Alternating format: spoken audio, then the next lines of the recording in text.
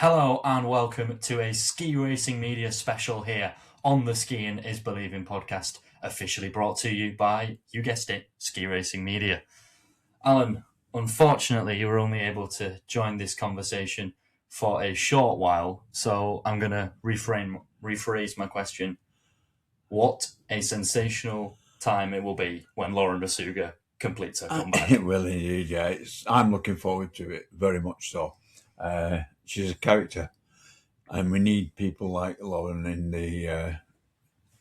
the start gate, if you like.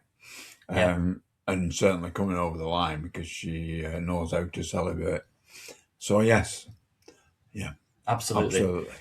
This interview was recorded for an exclusive Ski Racing Media piece, which is now available. So go to skiracing.com to go and read it. I've written it, as you'll be able to see if you are a YouTube viewer, that Peter was also on this conversation, Peter Lange from Ski Racing Media.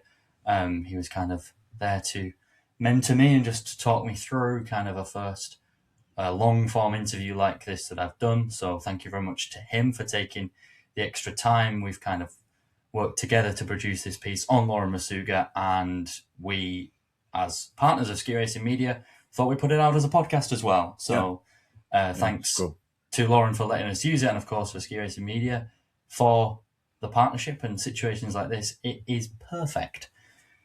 So about this conversation then, she spoke about rehab, recovery, the comeback, how she only watched the Olympics. She didn't watch any of the World Cup ski races until recently. She's now going back and watching all her teammates' success from a fabulous season for the Stiefel Women's US ski team. And of course, about her bucket hat collection and race finish celebration, because she's been working on something. That's what she told us. She's been working on something. She's expanded her bucket hat collection as well. So stay tuned. She's got a Stiefel one on in this interview, which just about sums her up. You'll see her bright personality come through perfectly in this interview. So without further ado, let's get to it. It is our pleasure and the podcast, and I'm sure Ski Racing Media's pleasure, to share this conversation with you and with Lauren Macuga. Enjoy.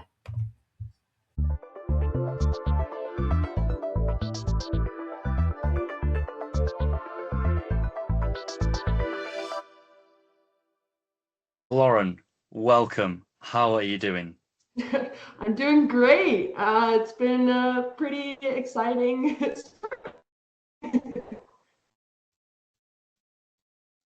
Yeah, very good. Obviously, physically, how are you doing? Mentally, how are you doing? It's been maybe a bit of a different season than you would have expected, but how are you in that regard as well?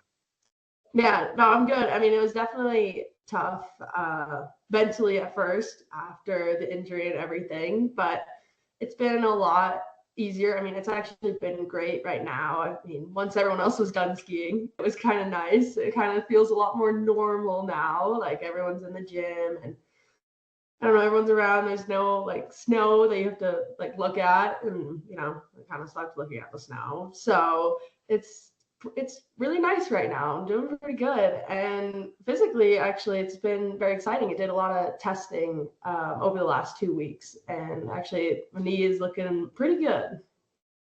That's great to hear. And I believe you had an additional surgery in March, which was that expected, or was there an issue that came up that meant you needed that second surgery? Yeah, so the first like 3 months, I was at PT twice a day, every day on weekdays, and I had to go in once over the weekends. I was doing so much PT trying to get my knee to go straight, and it just wouldn't do it. And eventually I got an MRI, and there was a cyclops, so at least it has a cool name. But a cyclops is like a ball of scar tissue that sits on the tibial tunnel and stops the knee from like going straight. So that was a problem. So I had to get that out, and had the opportunity. They took a lot of scar tissue out that was sitting on top of the quad. So it actually was like the magic fix. It was the coolest thing waking up from that, and it, like immediately, okay, I was a little like loopy and stuff, but immediately I could like feel my knee go straight. it was the best feeling ever, because we were trying some crazy things to try to get my knee to go straight, and it just wouldn't do it.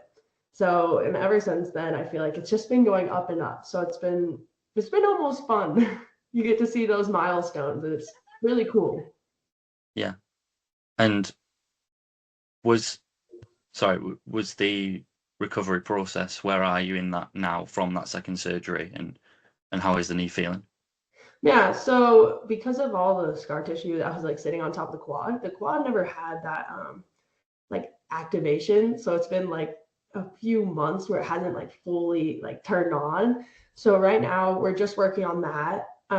But and we had started like micro plyos, which was super exciting, but we're like kind of holding off to really like pursue, like keep doing more plyos until the quad is like 100% like turning on every time, just to make sure like I'm jumping correctly. But other than that, like it feels like I can do like most everything, which is pretty cool, because I think it's like 5.5 months out, I think. And it's nice, like I guess it's like we're right in this like 2-week block where it's just like the only thing I am doing in the gym is like quad stuff, and which is really, really hard. I did one yesterday, and it was like 2.5 hours of just going quad to quad to quad. But it's working. Like I can feel the quad turning on now, and then hopefully after next week, we just hop right back on track. I mean, I don't really know like the normal process of everything, but it feels like I'm like doing well right now. Very good. Very good. I know it's still early in the process, having only had that second surgery just over 2 months ago, but do you have a sense of kind of the back to snow plan and the way that on skis will be building up again? Yeah, I mean, it's really hard to tell, but I mean, 9 months is like the baseline, and that's around like July, August. So I'm hoping, I mean, if I keep tracking, like luckily I'm really good at putting on muscle. Lucky for that. But I'm hoping to be going down.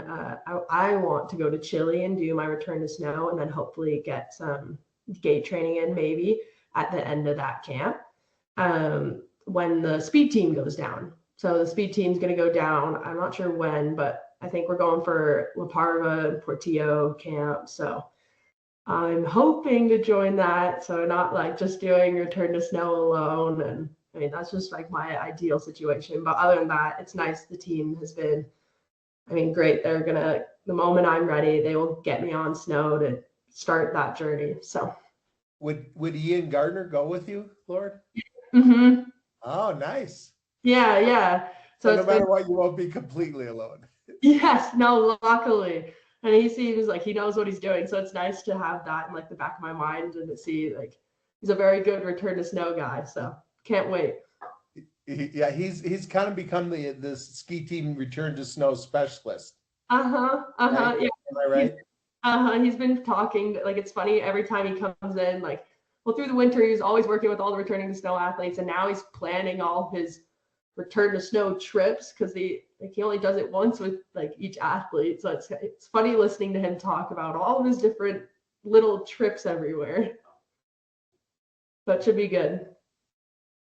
Very good.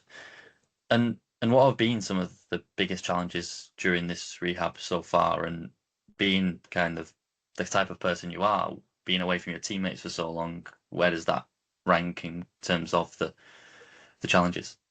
Yeah, I mean, there was a day, it was like 2 weeks before the second surgery. It was probably like the lowest I had been. Like, can't remember where my team was racing.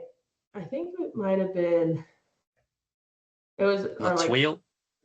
Yeah, they might have been there, and it looked like they were having fun, and that was like, it was so bad because PT, it hurt a lot every day. And there was this one Friday, I was like, I don't want to go to PT. I did my workout beforehand, and I was sitting at the smoothie bar, and I was like 3 minutes late to PT, and I was like, Michael, I really don't want to go. He's like, yeah. Michael's my conditioning coach. He's like, you have to go. I was like, Michael, it sucks. It's so bad. and ended up going to PT a few minutes late, but that was actually the first time they gave me the weekend off. And I just thought it was going better. And he was like, no, you just needed some time off. And that's when it hit me. I was like, oh my gosh, this isn't something's gotta be wrong. But we didn't know then that it was the Cyclops. We actually luckily found out that Monday that I was going to go get an MRI because they thought that was what was wrong. And I was like, if we just kept going, it was so hard. Because for so long I was actually doing pretty good because I didn't know the process. So I didn't know that normally you're not in there every single day, including weekends, for that long. And it was lucky for me that I didn't know that, because I was able to chug along. I was like, yeah, I'm doing everything I can. I'm gonna get better. Well, it turns out it's just because it wasn't going well. But that was probably the worst point, I guess, for me. And yeah, I guess there were other times, the Olympics, that was hard during that, but it was still, I guess it was easy to watch. That was the only race I watched, but it was fun to watch because they did so well. So I guess that did all right. Yeah. The ladies did pretty good, so it was exciting to watch that, and it made it, I guess, a little bit easier. I mean, it was hard to watch and be on the podium, but I think what trumped it was that I was just so excited for all of them. So well, they've had trouble watching you on the podium too, by the way. Hey, could you tell us Michael's last name? Because we should give him a shout out, I assume. Oh, Michael Reese. He actually just started with us as the strength and conditioning coach it was in the fall, I think last August. So I didn't really work with him, and then all of a sudden we were spending a lot of time together. So luckily he's doing a great job. And sorry. Go on, Peter. You go. Quick, and you don't have to answer this by any means if you feel, but did you have your surgeries done here in Vail, or was it back in Utah? I had them done in Vail, so I don't think it matters, but I had it done with Armando Vidal, so which was very great actually. Him and Leslie were fantastic, because actually a fun little thing is the day I did my ACL, you're you don't know what's going on, you don't know anything, and we went straight to the ER, and Leslie Vidal, she is a doctor, very high-end doctor. She showed up that day, came in with me, and because she's normally our team doctor at a bunch of the high-end ski events, and it was just so cool to have her there, being she took time out of her day to come see me. And I mean, it was nice when you have a doctor and you trust, and she was like, this is what happened. I was like, okay. It made it a little easier to process. And I have to ask, because you were preparing for the Copper GS, am I right? Yeah. Mm-hmm. And so how was GS preparation going? Yeah, I was so excited about what happened in Sun Valley. And so my gosh. It was skiing some of the best GS. I was skiing some of the best GS I've ever skied. It was the coolest thing, because I was working on it through the summer, because I really because I had that spot, I really wanted to do Copper, and was planning maybe do Aura as well. There were some little plans, but it was in I think Coralco, and that's when it kind of clicked, and it was really, really good. There was a day that I was like, wow, this is really, really cool. And then in Copper, I was there was, I don't know, something, I don't know what changed, but something clicked, and let's just say I was very excited to race the Copper World Cup, because I thought I could do pretty well. Yeah. I mean, I didn't expect you to do what you did in Sun Valley. I mean, neither did I. Yeah. Especially after that first run. Oh my gosh. Hard one. Sorry to step on you there, Matt. No problem. And just touching back on kind of those challenges that you face, what have been kind of the big successes and the milestones that you've achieved recently to show that you are getting back to where you want to be? Well, okay. Well, I guess there's so many, but one of them is I think it started last week. My knee will go straight. after like 2 minutes of like manual work, which that sounds kind of crazy, but like it was huge because that's all I've been working on for so long. And normally when I go into the gym every day, it was like 45 minutes of trying to get it straight. And then it would like just go away after like an hour or something. But so it's so cool to go in the morning, do like 2 minutes. And Laura's like, she's my PT, Laura Mann. And she's like, okay, you're good now. I'm like, oh my gosh, like what a time. I can just do this and then like for 2 minutes and be good. So that was really, really cool. I guess yesterday I was able to do a single leg, I guess like pistol squat. Like it was a full range, like down, I guess not pistol squat. It was a shrimp squat. I don't know if you know what shrimp, but like you have your back leg up, your left leg up. If I did my right leg, I don't know, but it was a full range single legs like squat. So it was super exciting, and it like there was no pain. So that was huge. Before we had started lifting pretty heavy, which was pretty exciting. Like we got up to 80 kilos, 85 maybe, like for back squat. So it was nice, like starting to get, back up to 120. Like it feels like it's just that gap is closing, which is really cool. I guess one more fun one is we did bike test the other day. And, I've been doing a little bit of cardio, not like a ton, but a little bit. Like the second surgery, like I was not doing cardio for a little bit. But I went, I guess like 2 minutes less than my best ever or something like that. Like if you like, it sounds like a lot, but like that's actually not that much in this bike test. So it was really cool to be like that. I haven't, a lot of my everything except the quad is basically the same or slightly better than before the surgery because I have all the testing numbers a week before I did my ACL. So I have to ask, so you're before the injury, you were back squatting sets at 120 kilo? I could do 2 reps at 125 kilos. For you, Lauren. Thank you. Wow. So that's working towards. Wow. And you mentioned there the kind of excitement building ahead of another season, but also being a little bit maybe confused and lost when you originally done the injury, but kind of when it had sunk in that it was going to be serious. What were the thoughts and emotions afterwards? Oh my gosh. Well, so I skied down after I did mine, and you're like, oh, maybe I'm okay. Like I could ski down. And no, I should have known from the moment. I mean, it's kind of gross, but when I first stood up and took off my skis right after the injury, I took a step and I could literally feel the bones like do this. Like they literally, like it was the grossest feeling. I was like, okay, that's not right. I was like, oh, and then they were like, all right, you got to, like, if you want to ski down, you got to click back in. And I know now that's one of like the big telltales if you've done your ACL is if it does that when you click in. So it did it twice. I got to feel my bones shift like that. It was disgusting, but I was still hopeful. I was like, oh, maybe not. And so I called my mom.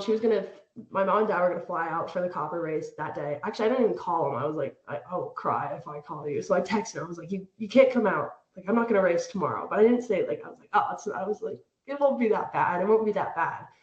And you're hoping and hoping. And then like during the MRI to find out, you just sit there for like 15 minutes. You're like, please, no. And then Leslie walks in. She's like, you got it. You like it is exploded. I was like, are you kidding me? So it was kind of fun. Like it was very fitting in the way she told me because I don't think I could handle a doctor being like, let me tell you. She was just like, yeah, it's gone. I was like, oh, okay. That's kind of funny that you told me like that, but this is really devastating. And I think like that was, oh my gosh. Because you just think about everything, like the whole season coming up that you work so hard for, actually work like your whole life for. And I mean, that is brutal. And I think like for weeks after, every night you go to bed, you picture that. Not even the crash, just I guess the future. You're like, what happened?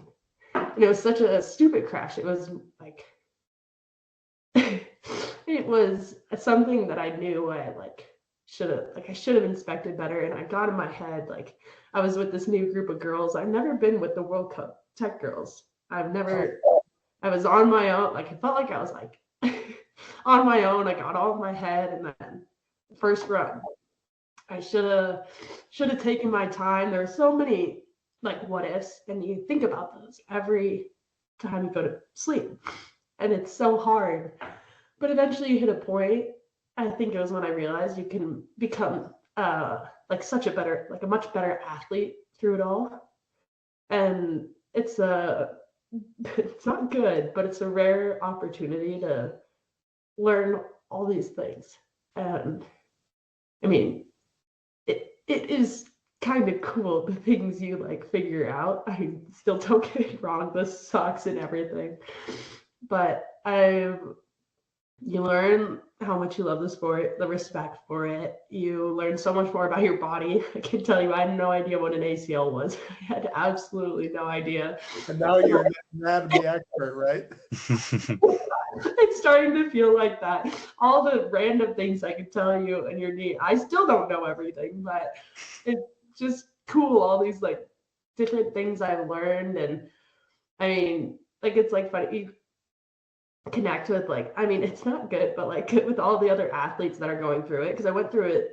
Mine was early on in the season. There were quite a few through the rest of the season. So like, it's cool. Like, I mean, I've talked to a few of the other athletes that I hadn't talked to before, because there was one guy, he did his in Beaver Creek. So we were at the hospital actually at the same time. We didn't run into each other, but it was funny. He like texted me out there. He's like, "Are you at the hospital?" I was like, "Yeah, I am." He's like, "Oh, I'm here too." So like, I've been checking in on a few of the other athletes, and it's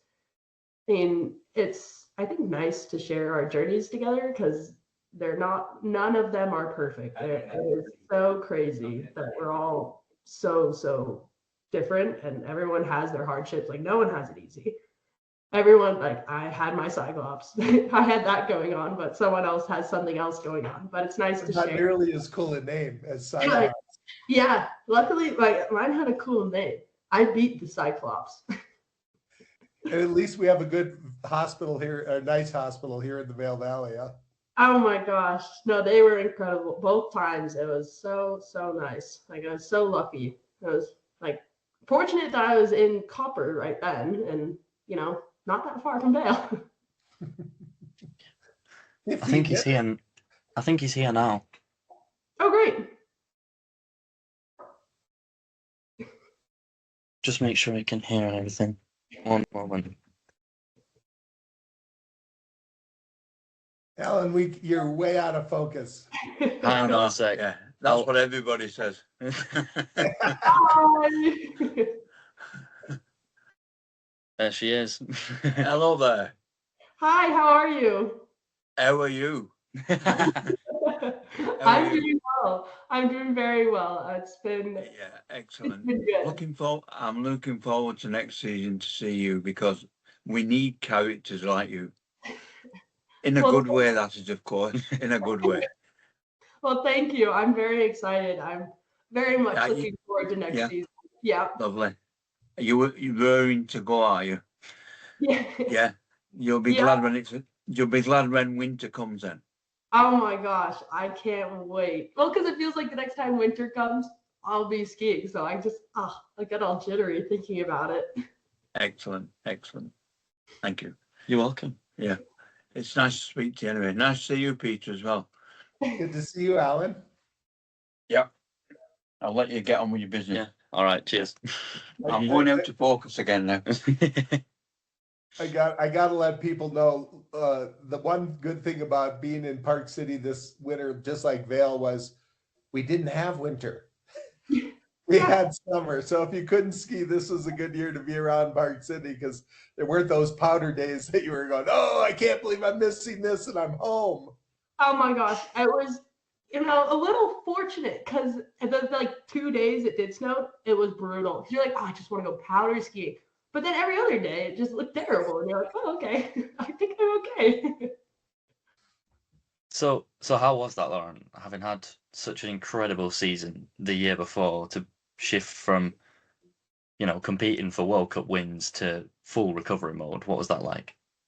Yeah, I mean, definitely different, but I mean, I think it's so good that I like had that really good season before. I mean, it sucks, but it definitely like because I learned a lot from that season about like what I need to do, like how I need to be as an athlete to get to that point. Because I was definitely learning throughout that season, and now like I kind of took that into this, being like, no, I like need to stay like disciplined in this. Like this is super important. Like you can overcome this, you can come back stronger, but you need to be on it. And I mean, I kept that same mentality of I want to win again. Like I love this sport. I want to be out there. I want to be out with my teammates. And every time I go to the gym, that is like what I'm thinking about is getting to go do that again. And I think it really helps. Like I never just go through the motions. Like, yeah, sometimes it sucks in there, but you're like, okay, why am I doing this? And I just picture last season. And I'm like, I know I can do that again. And yeah, it's helped a lot actually. And keep that positive energy through it all, which is hard when everything feels pretty negative, but it always helps. I feel like you get so much more done when you bring a smile into that PT room because, well, most people aren't because no one wants to be in there. And I'm going to pick on something you said earlier that you only watched the Olympics of all the races this year. So did you feel that was important to step away, even though you knew some of your best friends and teammates were having such a great time out there? Yeah, I mean, the hardest part was definitely like watching. Like right after I did it, I was able to watch Killington, and that was like fine because I was watching the tech girls. But and I went out and watched my brother race at Beaver Creek, or I guess he didn't race, but he ran, which was really fun. And then I had the surgery after that, and I like woke up from surgery, and they say you don't dream, but I had a dream that I was racing Killington, and it was the worst thing to wake up from that and realize I wasn't doing that. And that's when I was like, okay, like that is so hard, and it's so hard on you mentally. And I was like, okay, I need to like you need to step back from it because it'll get you in this hole. And like it's like to watch your friends and teammates like where you were supposed to be doing the thing you love every weekend is really hard. So I stepped back from it. I'd follow the results like you see on Instagram. You can't go on Instagram without seeing that. So I'd see like all the highlights and watch that, but I wouldn't sit down. I actually last week just started watching the races. So I'm actually going back and watching them all, start getting in that racing mentality and really see how my teammates did. But I didn't watch any other than the Olympics, but that one felt like, I mean, it's such a big milestone for anyone that goes there. And it felt like, I don't know, like something I need to do. I mean, it's always on at the gym. I mean, we have TVs everywhere and we were always rooting. Like, it's so easy. It was fun watching all the other sports, but I would wake up early and watch the speed races, like super early. And Me too. yeah, that was tough. I haven't been on this side of it, but it was cool to see them. And I don't know, all the girls there, like they're so appreciative, like to be there, and they know what it took to get there. And I think what was huge was actually going through this. Jackie and Breezy both went through some serious injuries, and because I talked to them before, got the surgery and stuff, and about all of it, and it was cool to see both of them podium after, you hear all these stories, but it's fun when your teammates do that. They podium at the Olympics and they've been through the same thing. So I think that was huge to see that and realize that. And yeah, kind of another motivation to be like, yeah, like 2030, like that's my goal. And you're only 23 now, right? Am I right? Are you only 23 at this point? Yeah, I'll turn 24 in July. Also, Tony had to bring some inspiration to an injured person, huh? Oh my gosh. And I love watching her ski. And that was incredible. Like I have to say, like I loved watching my teammates, but that was insane to hear that she was in so much pain and did that. Blown away. And it was beautiful. Like that was some great skiing. You would have kicked her butt in the Super G, though. Probably beat me in the GS, but Super G would have had her. Yeah. And was there a point during rehab where you kind of realized that coming back to racing was to kind of find that motivation again, or was it still quite often hard to motivate yourself? I don't think it would ever like hard to like motivate myself, but it was just like it was, I guess, always a drive. Like every time it came up or you saw something, I was like, no, I want to do that. Like I'd see someone and be like, I know I could ski that well. And I think it was that realization to be like, it wasn't ever like, oh, like, will I? Like, it was like me always being like, oh, I could ski that well, and be like, oh, you're right. Like nothing's like changed. Like I have an upgrade now. I got an upgraded knee now. Like just got to get that muscle control going, and I'll be right back to it. And it was nice that it was never like, oh, I can't do that. It was just like, oh, I think I could do that better. You're like, oh, like not that, like I'm not like a cocky person, but you like to picture, like you picture your best self skiing like the best run ever. You're like, yeah, I could do that, and it's huge when you're in this rut.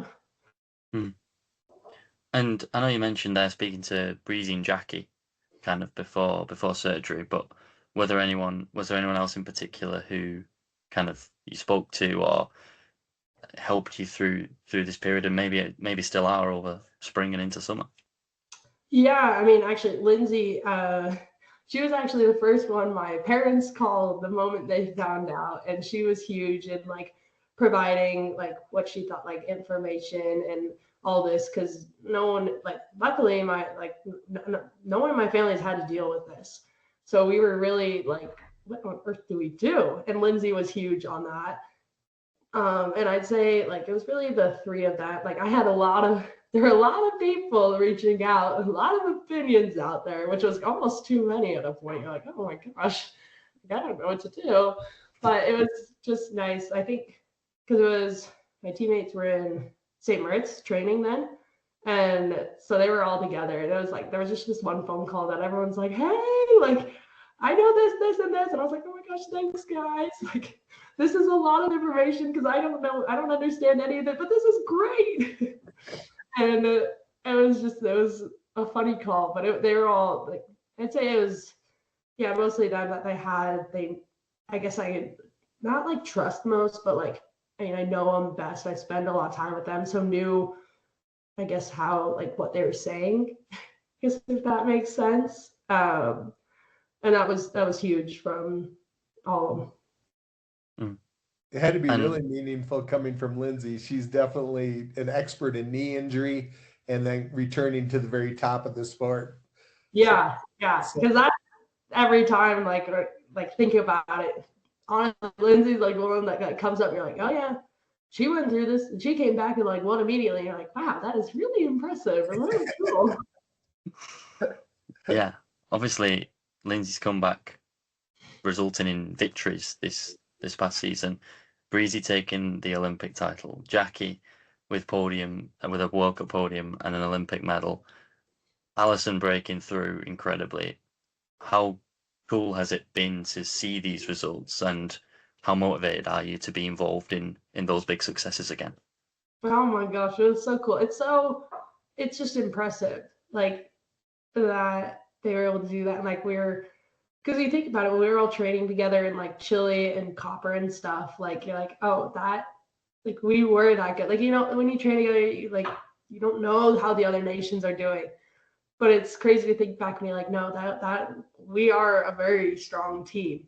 And it's nice for me to know, like, when I come back, like, I am training with some of the best in the world. Like, they won quite a bit from the last season, so it's like cool to picture me like I can like figure out where I am again, kind of like have such a high bar, and I get to like, I guess I'm lucky to have that training like environment, because I do think it makes a huge difference. I do think that's what's driven this team to be so good, is that we always have such a healthy and a strong environment. Like when we go out, we are doing some of the best training in the world and pushing each other. And, you know, I can't wait to get back to that. And that's just the speed team that I mentioned there. Yeah. I mean, the women's team overall is just crazy. It's Nations crazy. Cup champions. I know, which is so exciting. That was cool. Hard to see that one. You know, yeah, but very impressive. Well, you would have been a contributor for sure.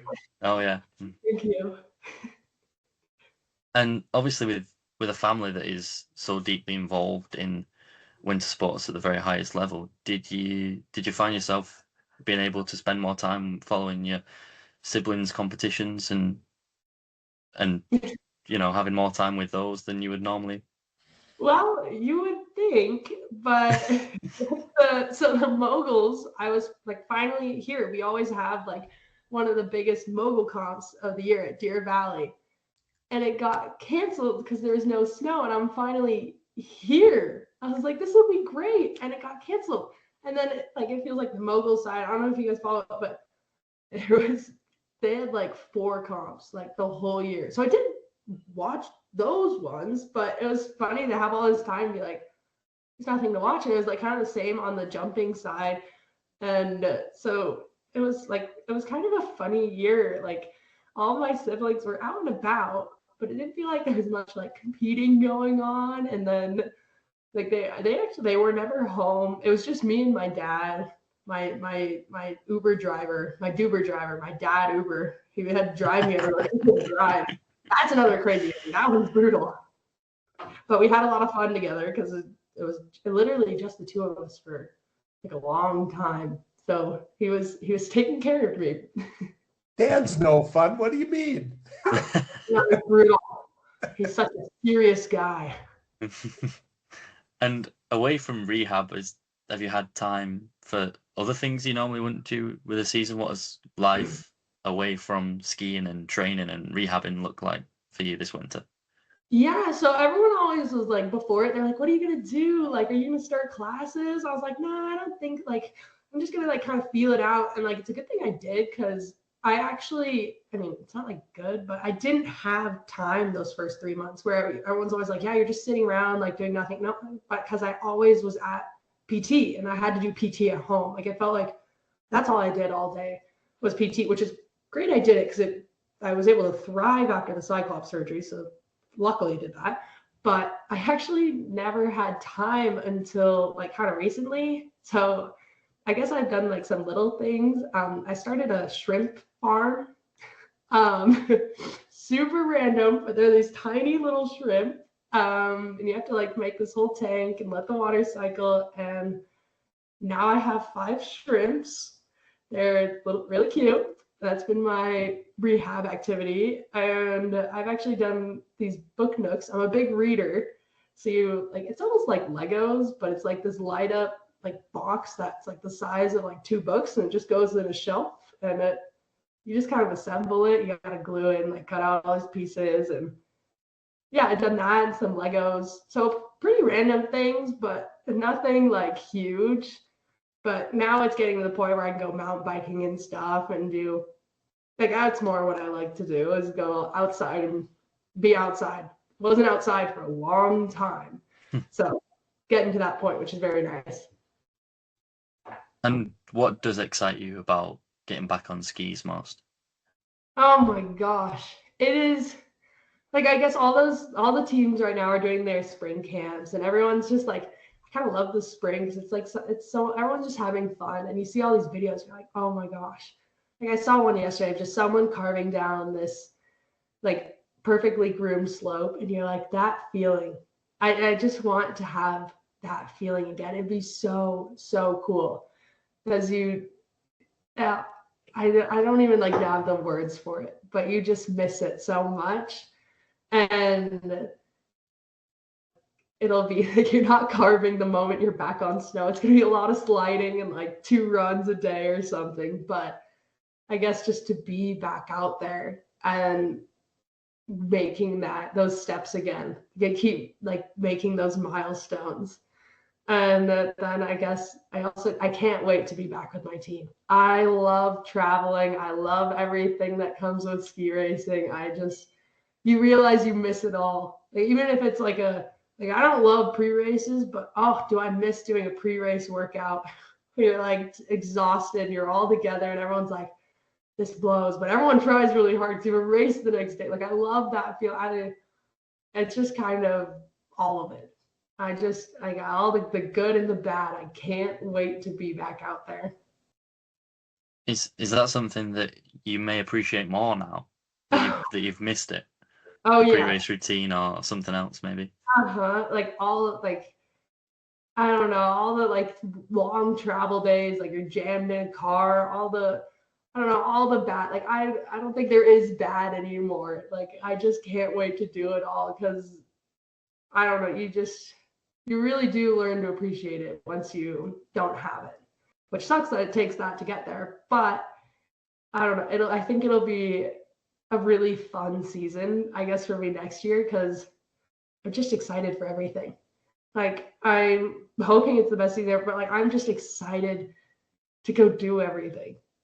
And I think it'll be just a really eye-opening thing of like every day you get to go skiing, and the season's gonna be so much fun. And so many people that watch you, as well as your teammates, and even Peter and I sat here on this interview, can see how positive you are about almost everything, because it's not quite possible to be everything, but almost everything. So how important has that been to stay so positive and to stay clearly very excited about this comeback ahead?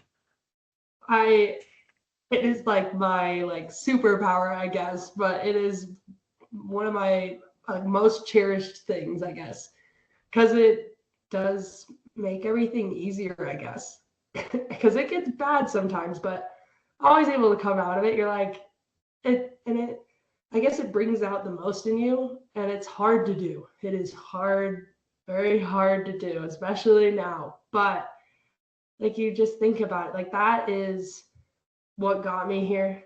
Like, that is like being this positive and being able to make the most of every moment is what got me with my skiing career. Like, and so that's going to help me get through this and, get back up to the top. And it is hard. It's something I had to learn. You had to teach it to yourself every day and be like, no, this isn't like, I guess it's not like oh shoot, you have to go skiing in the rain. It's, oh my gosh, okay, I have an opportunity to go learn how to be faster at skiing in the rain. I don't know, it's like stuff like that where you're like, because now I love skiing in the rain, and it's terrible, like, I don't know, wet gloves and stuff, but it's really funny and it's really fun. And well, now I can make the most of almost every day of training because of that. And now you kind of trick yourself into it.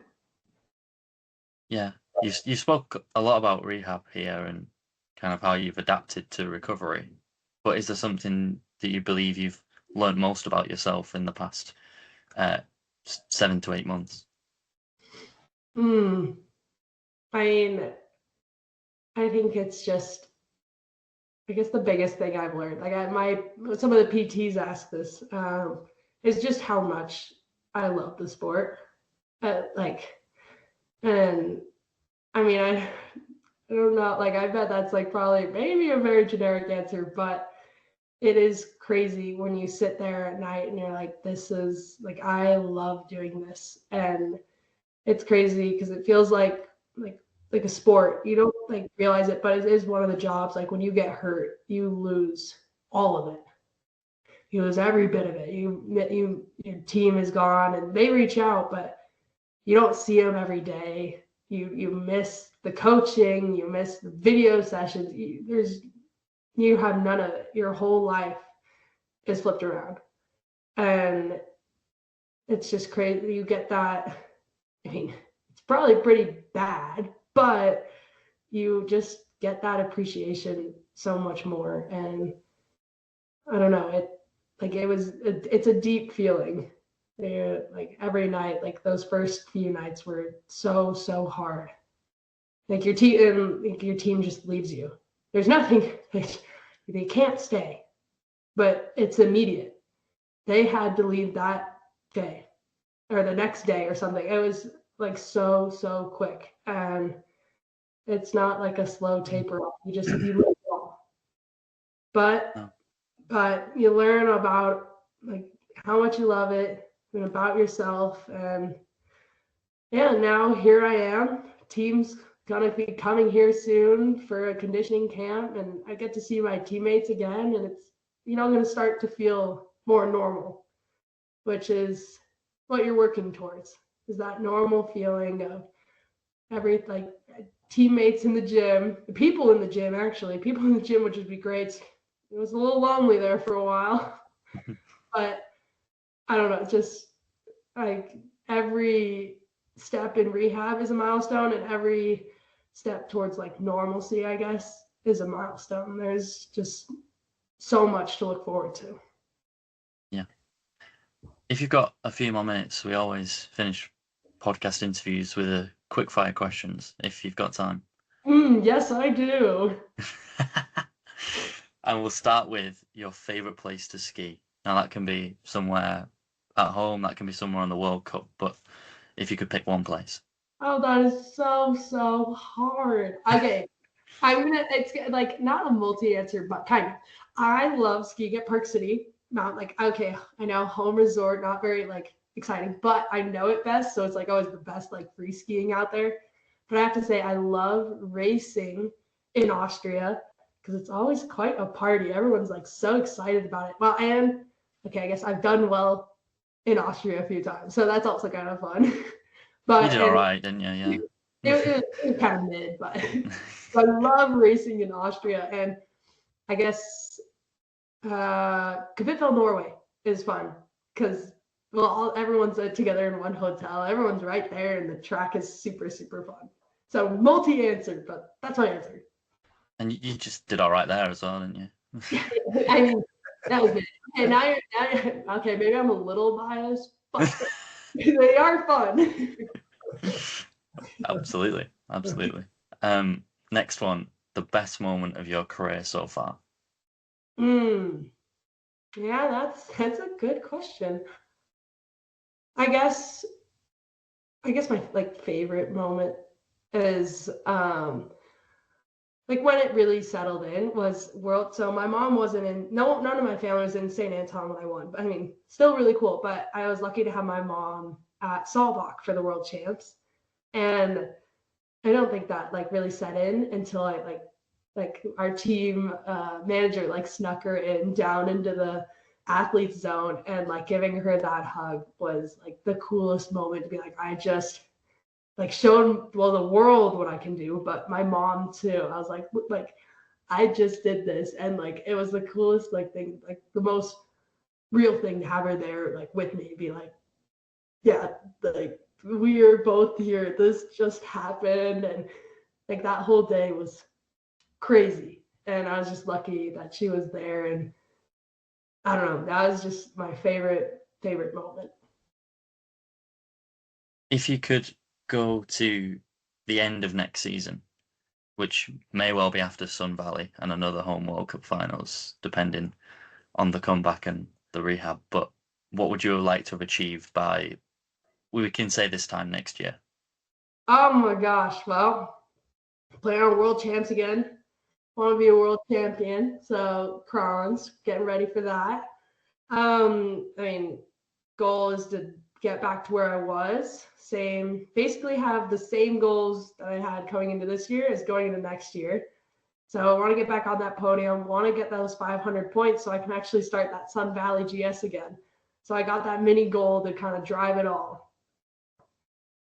And finally, I didn't know which one to ask, so I'm just going to go with both.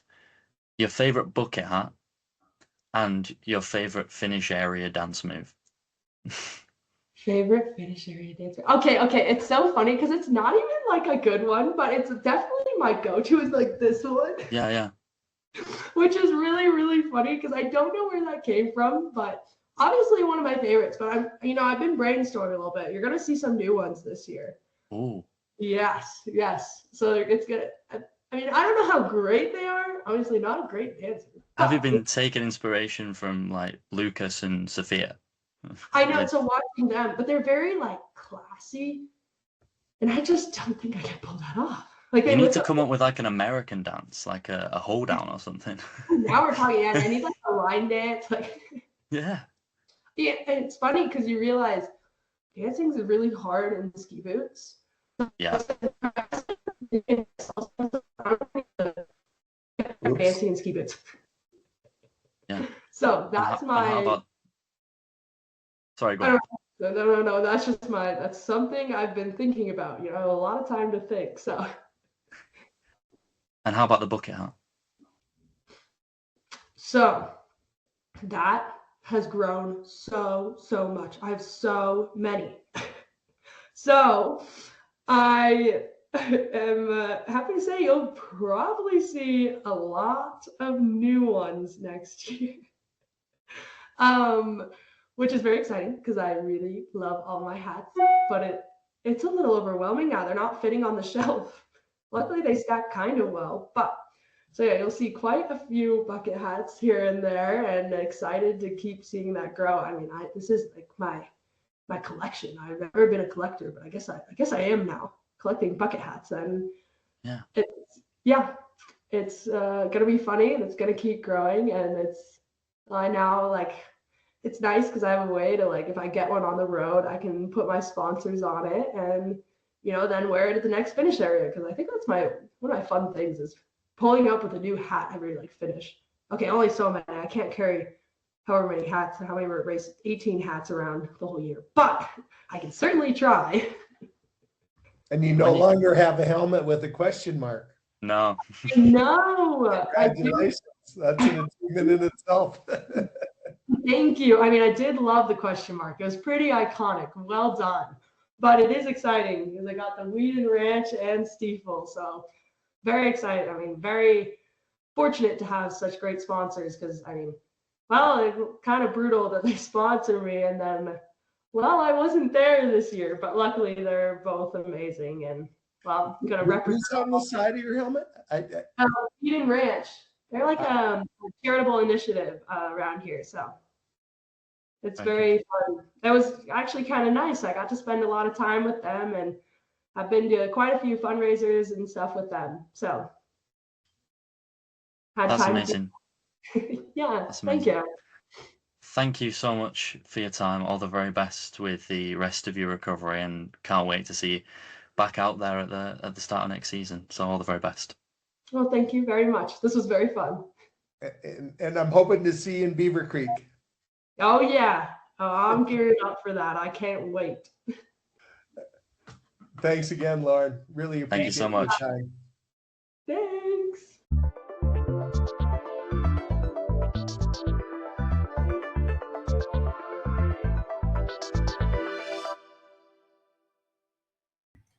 Welcome back to this ski racing media special on the Skiing is Believing podcast. Another huge thank you to Lauren Macuga for her time and Peter Lange for joining me to record this one. Alan, this action-packed week has got another twist with this extra special episode coming out today. It has indeed, yeah. It's to say it's not in season. We're very busy. Yeah. Of course, we have those Viz elections coming up, which are very interesting, very exciting news coming later this week. We'll see how that one goes, and of course, have updates on it for you. The latest twist in the tale is that we believe Alexandra Meissnitzer, another one of Johan Eliash's close workers and someone that worked in that partnership as well with Urs Lehmann, will not be in Belgrade. She will leave her role and she will not even be involved in those Viz elections, as reported by Austrian press this week. So another interesting story to follow, and of course we'll have to wait and see for that result whether it will be Johan Elias again, Vicky Goslin, or Alexander Ospel for the first time to take the reins in 2026. But just a final word then, Alan. The US team, so strong, particularly on the women's side this season, all without Lauren, and how they're going to have her back. Yeah. Oh, yeah, they're going to be even stronger, aren't they? And I won't be surprised if we don't see someone else come back before the end of the season. Maybe not in a very big competitive capacity, but I would imagine someone will be looking to come back very soon. Have you got someone specific in your mind there, Roland? No clues. LV, and it's not. It's not what you think LV is. It's Lindsay Vonn, of course. Not the car insurance company. No. Just got the. Yeah. Do you think she's coming back? What do you know? Have you spoken to her? Not recently, no. No. But I won't be surprised. What a team they're going to have. Well, they've got a team. A great Johnson, team. Wiles, throw Macuga and Vaughan in there. Bocox. Yeah. Cutler. Yeah. Isabella Wright. Alison Molin. Yeah. Yeah. What a team. They're going to challenge the Italians, that's to say the very least. The Germans. Yeah. It's going to be very exciting, of course. Very excited to see Lauren back. She speaks quite a lot about giant slalom as well, so maybe she is going to go on the three-discipline front like she had planned to from the start of this season, obviously. Getting that chance at Sun Valley World Cup finals a couple of years ago, and it was just before the Copper World Cup GS that the women had that she picked up the injury, as you'll know because you've listened to the podcast. Yeah, and also not forgetting when we talk about strengthening the Americans, not forgetting Michaela Shiffrin might also decide to do super G. Yeah, she could bring a bit of super G. Maybe even downhill. Yeah, maybe. And done it before. Tech side very strong with Paula Maltzan, of course, on the new gear at Van Deer. Yeah. So it's a very exciting time for particularly ski racing in the US, and it is. And we're getting excited. Even the middle of June. We're getting excited already. Yeah. Yeah. Calm down. Yeah. All right. So again, a huge thank you to Lauren and Peter for their time. Thanks, Alan, for jumping on here today, and a huge thank you to you guys for listening, and to Ski Racing Media for their continued support. This partnership really working for situations and stories like this that we want to bring you across both the digital platforms, social media, and through the podcast. And that's how we plan to do it, at least for the foreseeable next season. So huge thank you. Anyway, there's one thing left to say. All the very best. And we will see you later in the week. We will ski you later in the week. Ski you later in the week. Goodbye for now.